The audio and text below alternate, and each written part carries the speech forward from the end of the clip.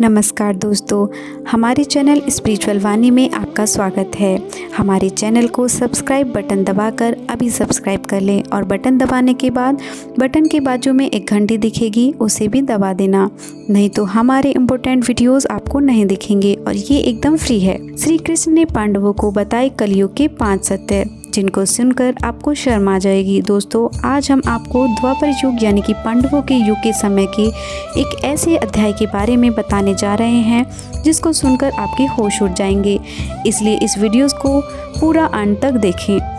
क्या आप सोच सकते हैं कि द्वापर युग में श्री कृष्ण ने पांडवों को कलयुग के ऐसे 5 कड़वे सच के बारे में बताया था जो आज के समय में बिल्कुल हूबहू वैसे ही हैं। महाभारत के युद्ध जीतने के बाद एक दिन पांडवों को कलयुग के बारे में जानने की जिज्ञासा हुई, तो ये जानना चाहते थे कि कलयुग में मनुष्य कैसा होगा और कैसा आचरण करेगा। बिना कुछ सोचे समझे सभी पांडवों ने श्री कृष्ण से पूछ लिया। यह सुनकर श्री कृष्ण ने 5 पांडवों को वन में अलग अलग जाने के लिए कहा। तो सबसे पहले युधिष्ठिर ने जंगल में एक 2 सूंड वाले हाथी को देखा। यह देखकर वे आश्चर्यचकित रह गए। जंगल से लौटने के बाद जब उन्होंने श्री कृष्ण को उसके बारे में बताया तो कृष्ण ने इसका मतलब समझाया कि कलयुग में ऐसे लोग राज करेंगे जो बोलेंगे कुछ और करेंगे कुछ, और ऐसे ही व्यक्ति दोनों तरफ से प्रजा का शोषण करेंगे। श्री कृष्ण का कथन आज के नेताओं को दर्शाता है। अर्जुन को वन में एक पक्षी दिखा जिसके पंखों पर वेदों की लिखावट थी, लेकिन वो मनुष्य का मांस खा रहा था।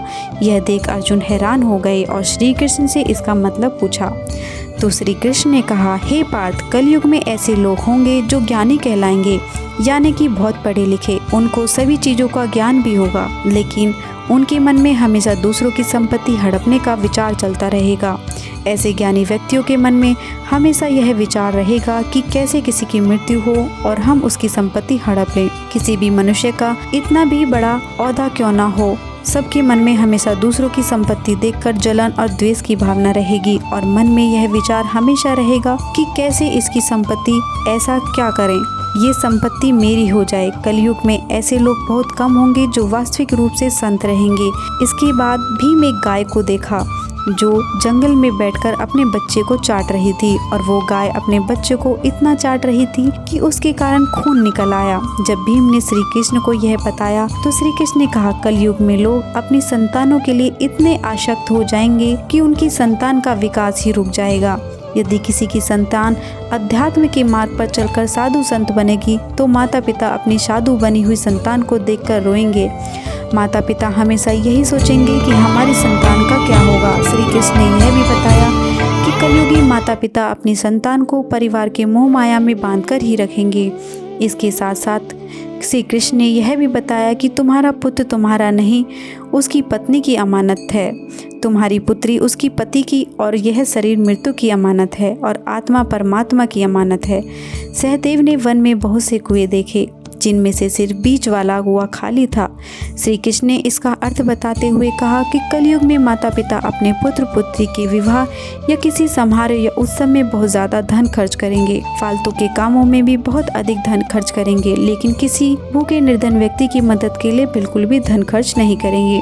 मदिरापान में संभव कर इंद्रियों की संतुष्टि में, नशा करने में और मांस खाने में बहुत अधिक धन खर्च किया जाएगा। और जो लोग ऐसी आदतों से दूर रहेंगे उन पर कलयुग का प्रभाव न होकर परमात्मा का प्रभाव होगा। वे हमेशा शांतिपूर्ण जीवन व्यतीत करेंगे। नकुल ने वन में देखा कि एक बहुत बड़ी चट्टान पहाड़ से गिरी और रास्ते में आने वाले सभी पौधों को रौंद डाला, लेकिन एक छोटे से पौधे से टकराकर वह चट्टान वहीं रुक गई। इसका अर्थ बताते हुए श्री कृष्ण ने कहा, कलयुग में मनुष्य की बुद्धि नष्ट हो जाएगी और मनुष्य को तेजी से पतन होगा। यह पतन इतना तीव्र होगा कि धन या सत्ता के वृक्ष इसे रोकने में सक्षम नहीं होंगे, लेकिन हरि नाम रूपी एक छोटे से पौधे से यह पतन रुक जाएगा तो इसका असर कम हो जाएगा। हरि नाम पर कीर्तन करने से मनुष्य की बुद्धि प्रबल होगी और मनुष्य को सही गलत का निर्णय लेने में सहायता मिलेगी। जीवन का परम लक्ष्य क्या है और जीवन के मोह माया और जन्म मरण के कुचक्र से निकलकर मोक्ष की प्राप्ति कर प्रभु के लोक में जगह कैसी पाई जाए, इसी पर ध्यान लगा पाएगा। इसलिए हमें हमेशा अपने इष्ट की पूजा करते रहना चाहिए, जिससे हमारे शरीर में हमारे इष्ट के गुण आने लगेंगे। तो दोस्तों ये है कलयुग के 5 कड़वे सत्य जो श्री कृष्ण ने द्वापर युग में पांडवों को बताए थे और आज बिल्कुल सत्य भी हैं। अगर हम इन सभी कड़वे अपने जीवन और अपनी आदतों से ही करके देखें तो लगभग सभी अवगुण हमारे अंदर हैं। इसमें आपकी कोई गलती नहीं है, ये तो कलयुग का प्रभाव है। और अभी तक आपको इन सभी बुराइयों के बारे में पता भी नहीं था, लेकिन अब इस वीडियो को देखने के बाद हमें अपना जीवन में बदलाव लाना चाहिए और इन सभी बुराइयों से दूर हो जाना चाहिए और हरि नाम का स्मरण करते रहना चाहिए, क्योंकि ऐसा करने से हम जीवन मरण के इस कुचक्र से आजाद होकर मोक्ष की प्राप्ति कर सकेंगे और हमारी आत्मा प्रभु के लोक में जगह पाएगी। और यही है इस जीवन का परम लक्ष्य। बाकी सब तो मोह माया है।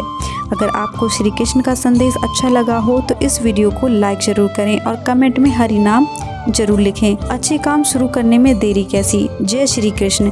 हमारे चैनल को अभी सब्सक्राइब करें और नीचे बने बेल आइकन पर क्लिक करें। हमारा अन्य रोचक वीडियो को देखने के लिए इस समय आपकी स्क्रीन पर दिखाए जा रहा वीडियो पर अभी क्लिक करें।